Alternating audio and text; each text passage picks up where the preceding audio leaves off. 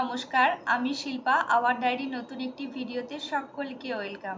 সামনেই পুজো, সকলেরই মনে হচ্ছে যাই পার্লারে গিয়ে আমার কার্লি হেয়ারটাকে একটু হেয়ার স্মুথনিং কিংবা স্ট্রেটিং করিয়ে সোজা করিয়ে লুকটাকে পুরো চেঞ্জ করে ফেলি। কিন্তু সমস্ত কিছু এইভাবে হুটপাট করে সিদ্ধান্ত না নিয়ে বিবেচনা করে তারপরে যাওয়া উচিত। তো আজকের আমার ভিডিও টপিকই হলো হেয়ার স্মুথনিং এবং স্ট্রেটনিং চুলের পক্ষে কতটা উপকারী এবং কতটা ক্ষতিকারক। তো আমি এই টপিকের ওপর কয়েকটা প্রশ্নের উত্তর তোমাদেরকে পরপর দেওয়ার চেষ্টা করব। তো চলো ভিডিওটা শুরু করি। প্রথমে যে প্রশ্নের উত্তর দেব যে হেয়ার স্মুথনিং করালে কি চুল ওঠে। দেখো, যেহেতু তোমার কার্লি হেয়ারটাকে সোজা করছে একটা কেমিক্যাল প্রসেসের মাধ্যমে, সেক্ষেত্রে তুমি যখন ওই প্রসেসটা করাবে মানে স্মুথনিংটা করাবে, সেক্ষেত্রে তোমার চুল সামান্য উঠবে। কিন্তু তুমি যদি সেটাকে ঠিকঠাকভাবে মেনটেন করতে পারো, সেক্ষেত্রে তোমার চুল এমনি ইউজুয়ালি যেরকম ওঠে চুল আঁচড়ালে সেরকমই উঠবে, খুব বেশি ওঠে না। হেয়ার স্মুথনিং করালে কি খুব মেনটেন করতে হয়? দেখো, আমি আমার চুলে হেয়ার স্মুথনিং দুবার করিয়েছিলাম। তো প্রথমবারে যখন হেয়ার স্মুথনিং করিয়েছিলাম তখন প্রত্যেক মাসে আমি চুলে একটা করে স্পা নিতাম। কিন্তু সেকেন্ড টাইম যখন হেয়ার স্মুথনিং করালাম তখন আমি বাড়িতে কিভাবে হেয়ার স্পা করতে হয় সেটা শিখে গেছিলাম। তো সেক্ষেত্রে এখন আমি চেষ্টা করি 3 মাস ছাড়া একবার পার্লারে গিয়ে করার, কিংবা সেই সময়টুকু আমার না হলে আমি বাড়িতে হেয়ার স্পাটা করে নিই। বাড়িতে যদি হেয়ার স্পা করতে সেক্ষেত্রে একটু টাইম জোগাড় করে আমি প্রত্যেক মাসেই চুলে হেয়ার স্পা করি। আর মেনটেন করতে তুমি যে কোম্পানির হেয়ার স্পা করবে, আমি দুবারই লরিয়ালের হেয়ার স্পা করিয়েছিলাম, সেক্ষেত্রে আমাকে সেখান থেকে রেকমেন্ড করেছিল এই ক্রিমগুলো, এই শ্যাম্পু এবং এই হেয়ার মাস্কটা ইউজ করার জন্য।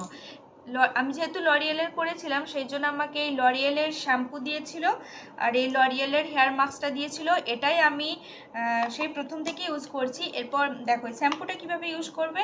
শ্যাম্পুটা ভেজা চুলে যেরকম শ্যাম্পু করো সেভাবে ইউজ করে নিলে, তারপরে ভেজা চুলে এই হেয়ার মাস্কটা লাগানোর পর 5 থেকে 7 মিনিট অপেক্ষা করবে। অপেক্ষা করে চুলটা ধুয়ে নেবে। ধুয়ে নেওয়ার পর হালকা যখন চুলটা শুকনো হয়ে যাবে, ভেজা থাকবে, সেই মুহূর্তে আমি এই হেয়ার সিরামটা ইউজ করতাম। এই সমস্ত প্রোডাক্ট আমি ব্যাক ক্যামেরাতে লাস্টে দেখিয়ে দেবো। তো এইভাবেই আমি চুলটাকে মেনটেন করে রাখি। বিশেষ কিছু আমাকে এফোর্ট দিয়ে চুলটাকে মেনটেন করার জন্য কিছু করতে হয় না। এই শ্যাম্পু, এই হেয়ার মাস্ক এবং হেয়ার সিরাম এটুকুই আমি ইউজ করি। তৃতীয় প্রশ্ন, হেয়ার স্মুথনিং করালে চুল কতদিন সোজা থাকে?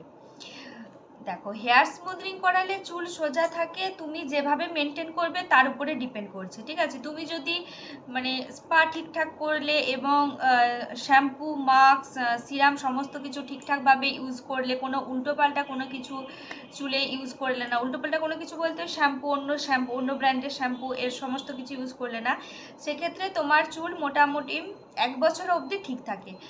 আমি গত বছর পুজোর সময় চুল স্মুথনিং করিয়েছিলাম, তখন থেকে আমার চুল এখনো অবধি এরকমই আছে। বাড়িতে আমি যা মেনটেন করি সে সমস্ত কিছু করি। পার্লারে আমার যাওয়ার খুব একটা সময় হয়ে ওঠে না, পার্লারে আমি যাইও না, সেই জন্য বাড়িতে মেনটেন করে আমার চুল মোটামুটি 1 বছর অবধি এরকম সোজাই আছে। গতবারেও যখন করিয়েছিলাম 1 বছর অবধিও। নেক্সট প্রশ্ন, হেয়ার স্মুথনিং করালে কি চুল সবসময় খুলে রাখতে হয়?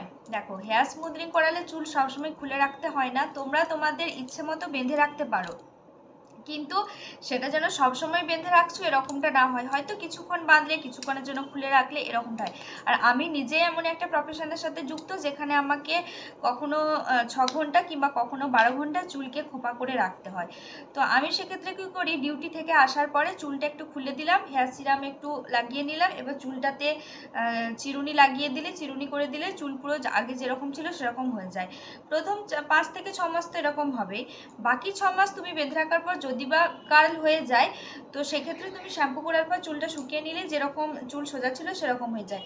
আর যদি খুব বেঁধে রাখতে হয়, হয়তো তুমি রেগুলার তোমাকে বেঁধে রাখতে হচ্ছে, সেক্ষেত্রে চুলটা 1 বছরের আগে একটু বাঁকাটেরা হয়ে যাবে। বাঁকাটেরাটা কীরকম সেটা আমি দেখাচ্ছি।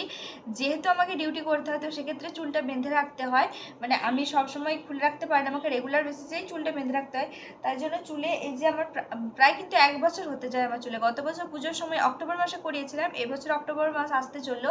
তো সেক্ষেত্রে আমার বাকি চুল এরকম সোজাই আছে, কোনো বাঁকা দেখতে পারবে না। কিন্তু যেহেতু আমি মানে আমাকে টানা খোপা করে রাখতে হয়, সেক্ষেত্রে এখানে দেখবে একটা ওয়েভি হেয়ার যেরকম হয় সেরকম হয়ে গেছে, যে বুঝতে পারছো। কিন্তু সেটা খুব বেশি বোঝা যায় না, চুলে যখন বেঁধে নিই সেক্ষেত্রে কিন্তু স্মুথনিংয়ের মতনই দেখতে লাগে। এরপরে সব থেকে ইম্পর্টেন্ট যেটা, যে হেয়ার স্মুথনিং কোথায় করাবে। দেখো, অনেকে অনেক রকমের অফার দেবে। কেউ 100 টাকায় হেয়ার স্মুথনিং করিয়ে দিচ্ছে বলবে, কেউ 1000 টাকায় হেয়ার স্মুথনিং করিয়ে দিচ্ছে বলবে। কিন্তু তোমরা সবসময় চেষ্টা করবে এমন একটা পার্লারে গিয়ে হেয়ার স্মুথনিং করানোর যেখানে রেগুলার বেসিসে হেয়ার স্মুথনিং হয়। ধরো আজকে একটা পার্লারে গিয়ে করালে সেখানে হেয়ার স্মুথনিং হয়তো 1 বছর আগে করিয়েছে, সেই ক্রিম ইউজ করিয়েছে, সেই ক্রিম পরে আছে, সেই ক্রিম আবার যখন তুমি গেলে তোমাকে ইউজ করে দিল। তো দেখো, প্যাকটা খুলে রাখার পরে যখন 1 বছর পরে ইউজ করছে, নিশ্চয়ই তার মানে যে গুণাগুণ কিছুটা হলেও কমে যাচ্ছে। তো তোমরা সবসময় চেষ্টা করবে একটা বিশ্বস্ত এবং এক্সপার্ট হ্যান্ডের কাছ থেকে হেয়ার স্মুথনিং করানোর। কখনো এরকম ফাঁদে পড়বে না যে ওখান থেকে 100 টাকায় 1000 টাকায় করিয়ে দিচ্ছে, ওখানে চলে যায়। সবসময় একটা এক্সপার্ট হ্যান্ডের কাছ থেকে হেয়ার স্মুথনিং করানোর চেষ্টা করবে। এরপরে বলি, যাদের চুলের ড্যান্ড্রফ আছে তারা চেষ্টা করবে আগে চুলের ড্যান্ড্রফটাকে একটু কমিয়ে নেওয়ার, কমানোর পরে হেয়ার স্মুথনিং করতে যাওয়ার চেষ্টা করবে। হেয়ার স্মুথনিং কিংবা হেয়ার স্ট্রেটনিং করানোর আগে সমস্ত কিছু বিচার বিবেচনা করে তবেই যাবে। কিন্তু যদি আমি আমার পার্সোনাল মতামত বলি, দুবার হেয়ার স্মুথনিং করানোর পরে আমি বলবো যেরকম নর্মাল হেয়ার ফল হয় সেরকমই হেয়ার ফল হয়, বেশিও হয় না কমও হয় না। আর যদি তুমি রেগুলার ঠিকঠাক মেনটেন করতে পারো, তোমার চুল একটা হেলদি এবং শাইনি এফেক্ট তো দেবে। তো thank you for watching this video. Take care, tata and bye bye. ভিডিওটি ভালো লাগলে সকলে লাইক, কমেন্ট, শেয়ার এবং সাবস্ক্রাইব করে দিও।